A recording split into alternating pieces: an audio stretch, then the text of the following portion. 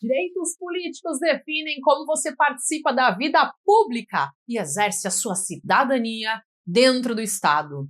Nesse vídeo eu vou te explicar o que são esses direitos, como funciona a capacidade eleitoral, quais são as formas de participação política e em quais situações uma pessoa pode se tornar inelegível. Você vai perceber que esse tema está muito presente no dia a dia, mesmo quando parece distante. Eu sou Cíntia Brunelli e eu te convido a se inscrever no canal, porque esse ano eu quero muito atingir a marca de 1 milhão de inscritos e a sua ajuda é muito importante para alcançar essa meta. Quando eu falo em direitos políticos, estou me referindo ao conjunto de normas que permite a você participar da formação da vontade do Estado. Isso acontece principalmente por meio do voto, mas não se limita a ele. A Constituição Federal trata esse tema com bastante atenção, pois ele está diretamente ligado à ideia de democracia. Em um Estado democrático, o poder emana do povo. Isso significa que você não apenas obedece às leis, mas também participa da escolha de quem vai criá-las e aplicá-las. Os direitos políticos podem ser divididos em duas grandes dimensões. De um lado estão os direitos políticos ativos, que dizem respeito ao direito de votar. Do outro lado estão os direitos políticos passivos, que dizem respeito ao direito de receber votos, ser votado, ou seja, de se candidatar a cargos públicos. Essa divisão é importante porque nem toda pessoa que pode votar pode necessariamente também se candidatar. A capacidade eleitoral ativa é justamente a aptidão para votar. Em regra, o voto é obrigatório para pessoas entre 18 e 70 anos. Para jovens entre 16 e 18 anos, para pessoas com mais de 70 anos e para pessoas analfabetas, o voto é facultativo. Isso significa que essas pessoas podem votar se quiserem, mas não são obrigadas. Já as crianças e os adolescentes com menos de 16 anos não possuem essa capacidade. Um exemplo, imagine Tício, que tem 17 anos. Ele pode tirar o título de eleitor e pode participar das eleições votando, mas ele não é obrigado a fazer isso. Agora imagine Mévio, que tem 35 anos. Ele é obrigado a votar, salvo se houver alguma justificativa válida. Já Cornélia, uma respeitável senhora dos seus 70, 71, 72 anos, ela pode escolher se ela quer votar ou não. A capacidade eleitoral passiva, por sua vez, é a aptidão para ser votado. Aqui entram as condições de elegibilidade, que são os requisitos que você precisa cumprir para poder se candidatar. A Constituição estabelece alguns critérios básicos. Você precisa ter nacionalidade brasileira, estar no pleno exercício dos direitos políticos, estar alistado como eleitor, ter domicílio eleitoral na circunscrição e estar filiado a um partido político. Além disso, existe a exigência de idade mínima, que varia de acordo com o cargo. Para vereador, a idade mínima é de 18 anos. Para prefeito é de 21 anos. Para governador, 30 anos. Para presidente da República, 35 anos. Isso mostra que quanto maior a responsabilidade do cargo, maior é a exigência de maturidade. Temos também um outro ponto importante que eu preciso ressaltar. No Brasil não existe candidatura avulsa. Isso significa que você não pode se candidatar de forma independente. É necessário estar vinculado a um partido político. Essa exigência está ligada ao modelo de democracia representativa adotado no país. Outro aspecto relevante é o princípio da soberania popular. Esse princípio indica que o poder pertence ao povo e ele é exercido por meio do voto e também por mecanismos de participação direta. Entre esses mecanismos estão o plebiscito, o referendo e a iniciativa popular de leis. No no plebiscito, o povo é consultado antes da criação de uma norma. No referendo, a consulta acontece depois que a norma já foi criada. Já na iniciativa popular, o próprio povo apresenta um projeto de lei, desde que cumpra os requisitos exigidos. Esses instrumentos mostram que a participação política não se limita apenas ao momento da eleição. Agora eu quero te explicar um ponto que costuma gerar dúvidas: as inelegibilidades. Inelegibilidade é a situação em que uma pessoa não pode se candidatar, mesmo que preencha os requisitos básicos de elegibilidade. É como se fosse uma barreira jurídica. As inelegibilidades podem ser absolutas ou relativas. As inelegibilidades absolutas impedem a candidatura para qualquer cargo. Um exemplo clássico é o dos analfabetos. Eles podem votar, mas não podem ser eleitos. Outro exemplo são os estrangeiros, que não possuem direitos políticos no Brasil. Já as inelegibilidades relativas dependem do contexto e do cargo pretendido. Elas existem para proteger valores como a moralidade administrativa, a igualdade entre candidatos e a legitimidade das eleições. Um exemplo ajuda a entender melhor. Imagine que Semprônio é governador de um estado e deseja se candidatar a presidente da República.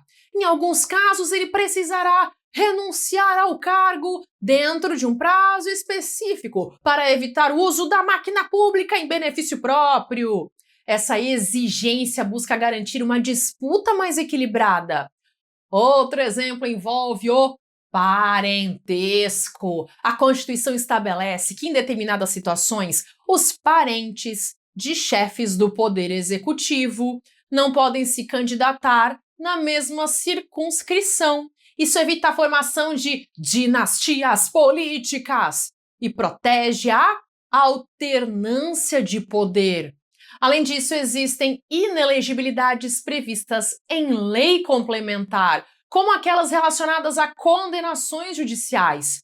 A chamada Lei da Ficha Limpa trouxe regras mais rígidas para impedir a candidatura de pessoas condenadas por determinados crimes. O objetivo é preservar a probidade administrativa e a moralidade no exercício de cargos públicos. Aqui vale destacar dois princípios importantes. O primeiro é o princípio da moralidade. Ele exige que o exercício de funções públicas siga padrões éticos. O segundo é o princípio da igualdade. Ele busca garantir que todos os candidatos tenham condições semelhantes na disputa eleitoral. Também existe um ponto que merece atenção: a perda ou suspensão dos direitos políticos. Em algumas situações, a pessoa deixa de exercer esses direitos, temporariamente ou de forma definitiva. Imagine, por exemplo, que Tícia é condenada por um crime e a decisão não cabe mais recurso. Durante o período da condenação, ela não poderá exercer seus direitos políticos. Isso significa que ela não poderá votar e nem se candidatar. A Constituição também prevê situações em que os direitos políticos podem ser retomados. Em muitos casos, a restrição não é permanente. Após o cumprimento de determinadas condições, a pessoa volta a exercer plenamente a sua cidadania. É importante também saber que a cassação de direitos políticos é proibida pela Constituição. O ordenamento jurídico admite apenas a perda, como no caso de cancelamento da naturalização, por exemplo, ou a suspensão de direitos políticos por condenações criminais, improbidade, incapacidade civil, podendo ser por prazo determinado ou indeterminado. Mas cassação de direitos políticos não existe.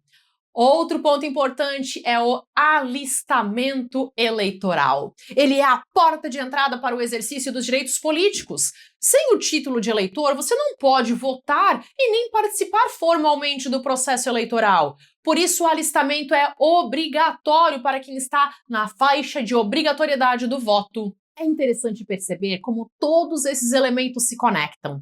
A capacidade eleitoral ativa permite que você escolha seus representantes.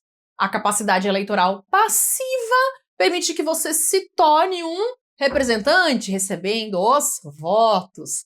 As inelegibilidades funcionam como mecanismos de controle e os instrumentos de participação direta ampliam a atuação do povo. Em alguns momentos surgem discussões sobre essas regras. Há quem defenda regras mais rígidas para candidaturas, como uma forma de aumentar a qualidade da representação. Por outro lado, há quem sustente que restrições excessivas podem limitar a participação democrática. Esse debate mostra que o tema não é apenas técnico, mas também envolve escolhas políticas e valores sociais.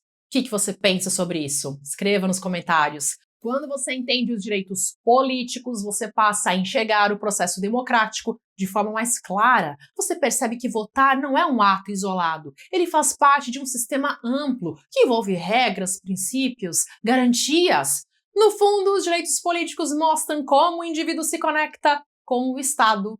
Eles revelam que a cidadania não é apenas um conceito abstrato. Ela se concretiza em ações, como votar, participar de debates e acompanhar a atuação dos representantes. Se você chegou até aqui, deixe o seu comentário com a frase: conhecer o direito abre portas. Conhecer o direito abre portas. Eu acredito que existe um motivo para você ter assistido esse vídeo até aqui. Talvez você esteja pensando em prestar concursos públicos, talvez você já esteja estudando, talvez você esteja tentando mudar de vida e construir um futuro melhor para você e para sua família, e talvez exista uma parte de você que sabe que é capaz de chegar mais longe, mas ainda não encontrou um caminho claro para seguir. Eu quero que você saiba de uma coisa. Você não precisa ser um gênio para aprender o direito. Você não precisa ter uma memória perfeita. Você não precisa ser aquela pessoa que sempre tirou as melhores notas da turma. Eu mesma não fui assim. Lá na escola eu era uma aluna normal. Em algumas matérias eu chegava a ficar de recuperação. Eu não era considerada superdotada, nem uma aluna fora da curva. O que mudou a minha trajetória foi a dedicação. Quando eu entrei na faculdade de Direito, eu decidi levar os meus estudos muito a sério. E o resultado foi que eu me formei com média 9,5, que na época foi a maior média da minha turma, e eu recebi inclusive uma medalha pelo desempenho acadêmico. Antes mesmo de concluir a faculdade, eu já tinha sido aprovada no exame da OAB e também em 2 concursos públicos. Então, logo após me formar, eu já tomei posse como servidora pública. E eu não estou contando isso para dizer que você precisa ter a mesma história. Eu estou contando porque eu quero que você entenda que resultados extraordinários podem surgir de pessoas absolutamente comuns, quando elas seguem um caminho consistente. Ao longo dos últimos anos, eu continuei estudando e ensinando o direito. Eu já publiquei mais de 1.000 vídeos gratuitos aqui no YouTube. E eu já ultrapassei 50 milhões de visualizações aqui no YouTube. Durante todo esse tempo eu percebi um padrão que se repete constantemente.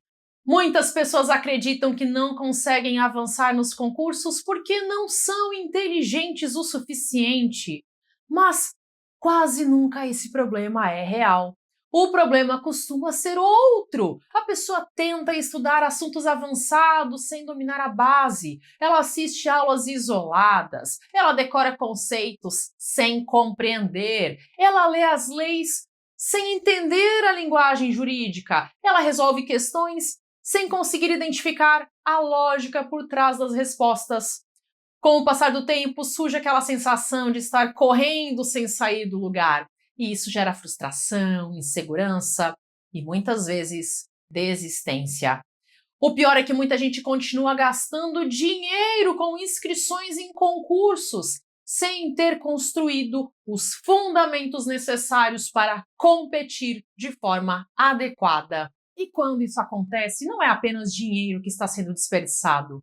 É tempo, é energia, é motivação. Foi justamente pensando nesse problema que eu criei o Direito Básico para Concursos, que é um material com 7 e-books, é um box de 7 e-books. Esse material foi desenvolvido para quem está começando do zero e também para quem já estuda, mas sente dificuldade nas matérias jurídicas. O objetivo é ajudar você a construir uma base sólida de forma organizada, utilizando uma linguagem simples e fácil de entender. O box Direito Básico para Concursos reúne 7 e-books, 7 livros digitais, com 15 das matérias mais importantes dos concursos públicos. Em cada uma dessas matérias eu selecionei os temas mais cobrados pelas bancas.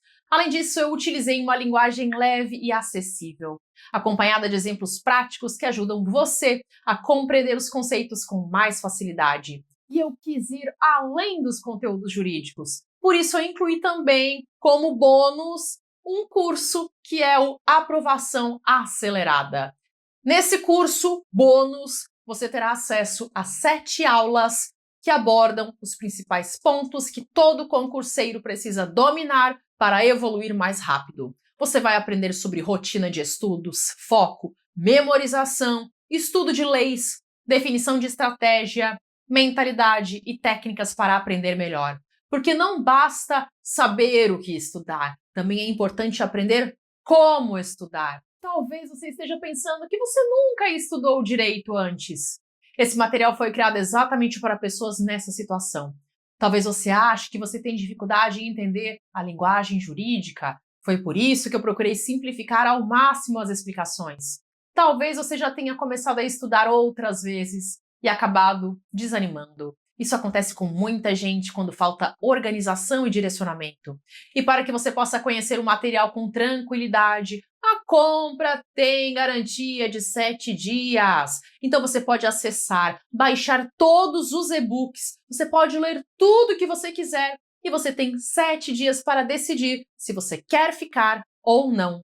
Se você quiser conhecer o Direito Básico para Concursos, o link está disponível na descrição desse vídeo. Agora eu quero deixar uma mensagem importante. Independentemente da decisão que você tomar hoje, continue estudando, continue avançando, continue investindo em você. Se você decidir adquirir o Direito Básico para Concursos, eu acredito que você vai encontrar uma forma mais rápida e organizada de construir a sua base jurídica. Mas se nesse momento você preferir seguir utilizando apenas os conteúdos gratuitos aqui do YouTube, tá tudo bem também. Eu já gravei mais de 1000 vídeos gratuitos aqui no canal e eu organizei centenas deles em playlists para facilitar os seus estudos. Se você assistir alguns vídeos todos os dias, mesmo que sejam poucos minutos por dia, em pouco tempo você já vai começar a perceber uma diferença muito grande no seu conhecimento. E eu quero dizer algo que talvez você precise ouvir. Nem todo mundo chega até o final de um vídeo como esse.